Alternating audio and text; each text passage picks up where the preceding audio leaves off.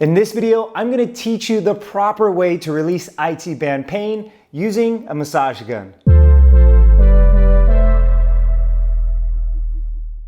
Welcome back, guys. My name is Dr. Mike and I'm a physical therapist providing tips on how to build strength and longevity with your body. In today's video, we're going to discuss how to properly use a massage gun to help release or get rid of your IT band pain. Now, if you're having IT band pain or IT band syndrome, this is commonly referred to pain that is on the outside of the knee here. We know the attachment of the IT band crosses the outside of the knee and goes all the way up into the hip. And many of you at home maybe have access to a tool like this, and you think maybe I should just apply pressure on the IT band. But that is incorrect. You're making a big mistake because there is specific areas that you really want to focus on if you want to get the most out of this specific device. Now, before we go over the muscles that you really want to focus on to help give yourself some good relief with this pain, we must ensure that you're just setting up in a good position to use this tool. Now, in a previous video, I've gone over how to use the massage gun on the quadriceps, but unlike the quadriceps where we're sitting down, the best way to actually provide good access and release to this muscle is by actually bringing the leg down in an extended position, okay? If I have my knee up and I'm sitting, it's going to be hard for me to access the areas that I'm gonna focus on. So when we start the massage techniques using the tool, I wanna make sure that you have an area maybe sitting off a chair where you can dangle your leg down and it's still supported. So that's number one. Number two is thinking about the attachments that we're using. We prefer, and I prefer, to use a smaller attachment, something that's harder like plastic, something smaller. You'll see most of these devices also come with some foam attachments that are larger, which are great for larger body parts like the quadriceps or the glutes or the lower back. Those are larger muscles.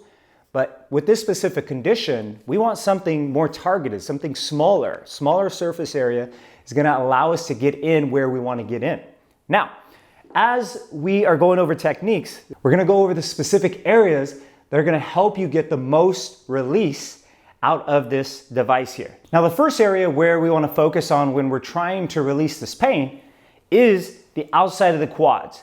Now, you might be saying, well, why am I focusing on the quads if I'm trying to release IT band pain? Well, specifically because we wanna focus on the muscles that are surrounding the IT band. So we're gonna focus specifically on the lateral quads, the outside of the quads here, the back of the hamstring where it comes in connection with the IT band, as well as the tensor fasciae lata muscle. That's the muscle at the very top of the hip that I don't want you to forget about. Towards the end, we'll go over in more detail. So when we drop our leg down off whatever chair or stool that we're sitting on, we are simply focusing on going up and down, and you might find more sensitive areas, but you're gonna be applying that pressure as the massage gun is giving those oscillations, those vibrations along that tissue. You might even find it comfortable to just stay in one spot.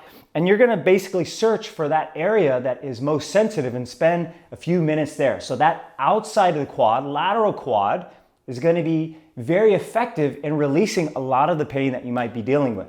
Now, after you address the lateral quad, then you can go ahead and move on to the back side, which is the hamstring.